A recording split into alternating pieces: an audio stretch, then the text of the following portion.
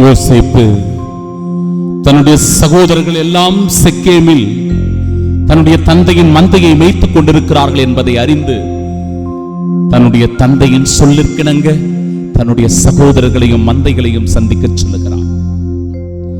உன் சகோதரர்களும் மந்தைகளும் நலமா என்று நீ விசாரித்து விட்டு வந்து என்னிடத்தில் சொல் என்று தந்தை யாக்கோபு யோசேப்புவை அனுப்பி வைக்கிறார். ஆனால் யோசேப்பு தொலையிலே வந்து கொண்டிருப்பதை பார்க்கின்ற அவருடைய சகோதரர்கள், சகோதர சகோதரிகளை இறைவார்த்தை சொல்லுகிறது. தொடக்க நூல் புத்தகம் 37வது அதிகாரம் 18வது வசனம். தொலையில் அவர் வருவதை கண்ட அவருடைய சகோதரர்கள் அவரை கொல்ல திட்டமிட்டார்கள்.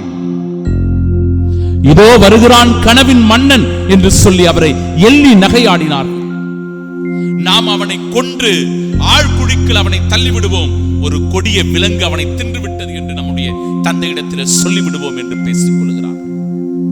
சகோதர சகோதரிகளே, சில நேரங்களில் அப்படிதான் உண்மை வெளிப்படுகிற போது நம்மை இல்லாதது பொல்லாதது சொல்லி நம்மை அவமானப்படுத்துவார்கள்.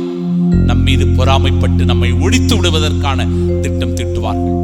நாம் பணி செய்கிற இடங்களிலோ, நம்முடைய குடும்பங்களிலோ, நம்முடைய ஊரிலோ, நம்முடைய நாட்டிலோ, நம்முடைய மக்கள் மத்தியிலோ கூட இப்பேற்பட்ட சூழ்நிலை நமக்கு வரலாம். மிகுந்த கவனத்தோடு எச்சரிக்கையோடு இருக்க வேண்டும்.